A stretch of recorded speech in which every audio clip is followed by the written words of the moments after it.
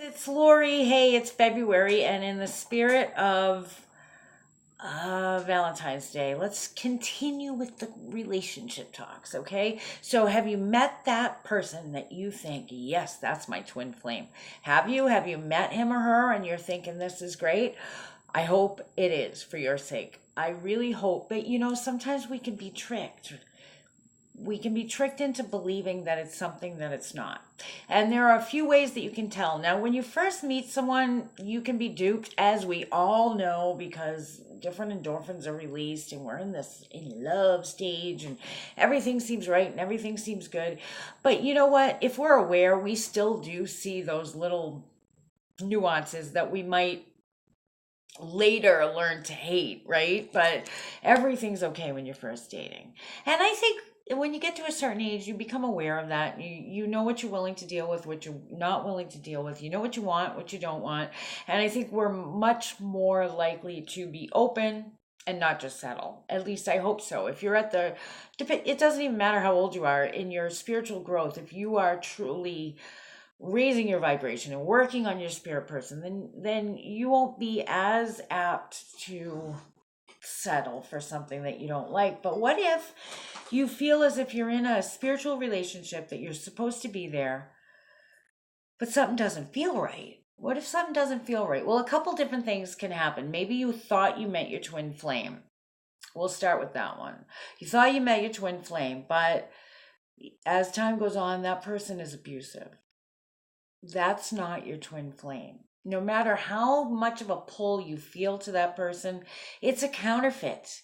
It could be the negative energy and entities that brought you guys together to bring you down rather than bring you up. It's a counterfeit. Counterfeit soulmates and twin flames come into our life. It does happen.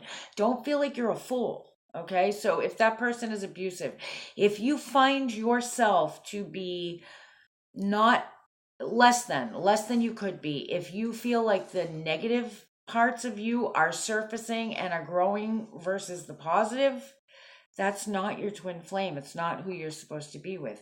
You still may feel a pull to that person. That's another thing. Is the pull like a need, like an obsession? Are you jealous? Or is that other person jealous? See, if you're with your twin flame, there's no need for jealousy. There's no need for petty arguments. There's no need for any of that because you know that you know that you know that this is the person that you're meant to be with. So if he or she flirts a little bit with somebody, it doesn't even really bother you.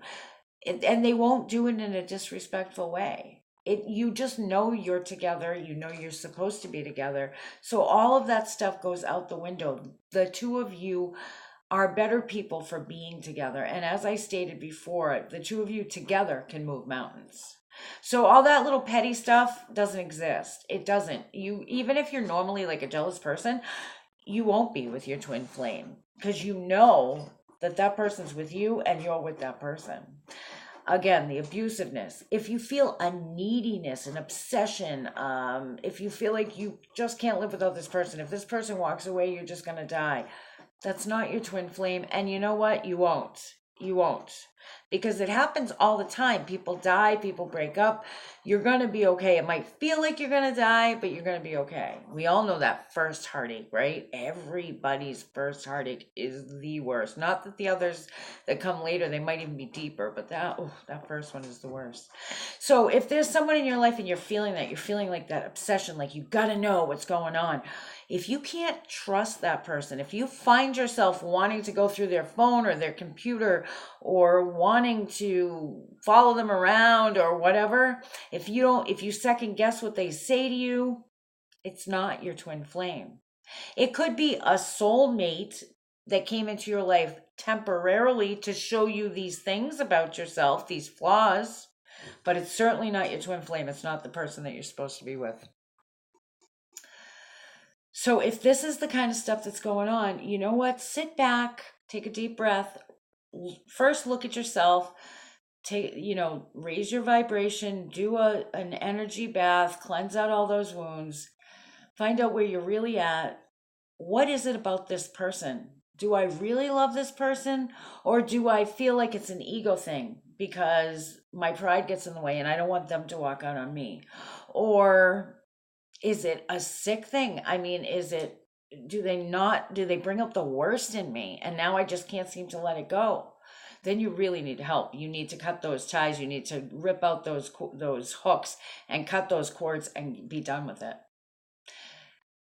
The person that is for you, that is your true love, that is your twin flame, the jealousy is not going to be an issue. You're going to be the best of friends. A twin flame is your other half. It's your other half. It's the person you belong with. There will be no abuse. I'm not going to say you're never going to argue. Of course you will, but always out of love. It always comes from love, and it always feels right. There's another thing that can happen. The negative side can pull two people together and can convince you that you are supposed to be with this person.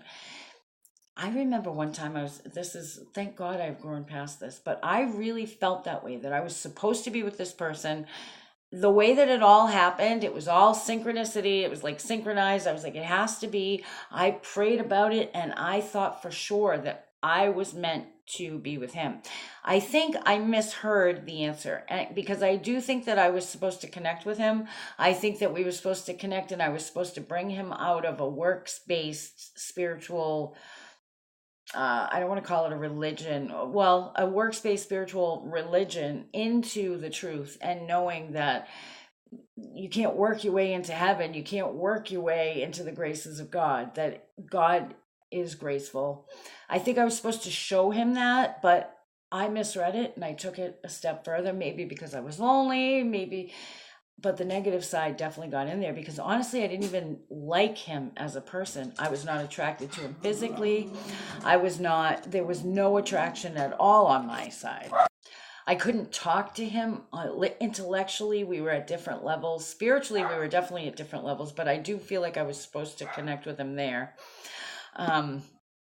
He was the opposite. He was like absolutely crazy about me. So maybe my ego got in the way as well. But the negative forces used my own insecurity, my feeling of being alone, my feeling of wanting somebody to love me, and twisted it and made me believe, and I truly believed I was supposed to be with this person. I remember praying, oh Lord, is it over yet? Can I be done? How crazy is that? Ultimately, by the grace of God, he ended up walking out on me. And when he walked out on me, the evil actually showed. I mean, he actually got vicious and started spreading rumors all over the place and saying all kinds of lies about me. And it was just nasty. It was like venomous. It was crazy.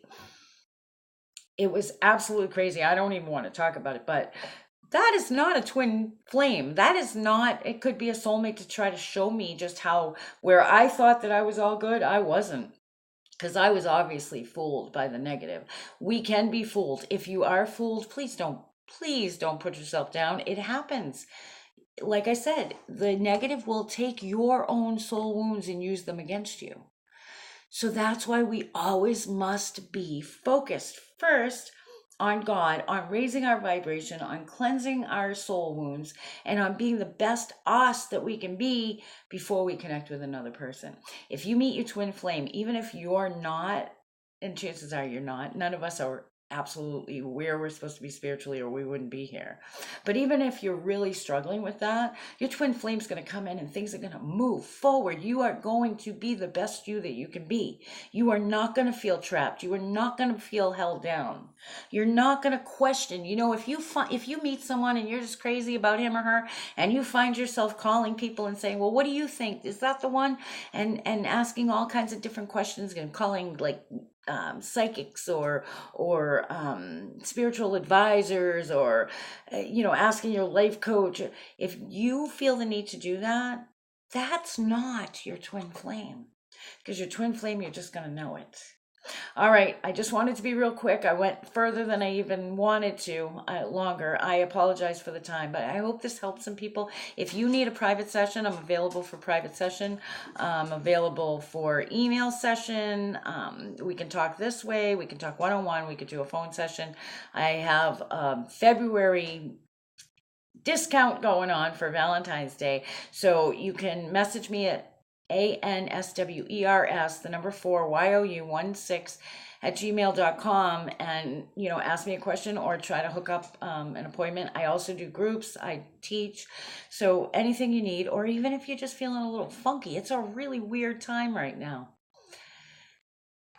Message me. All right, you guys, like, share, please. I'm still giving away that Amazon gift card. So if you would like a $100 Amazon gift card, share this video. When I get to 100 subscribers, I'm giving it away to somebody who shared. All right, take care, guys. I'll see you in the next video.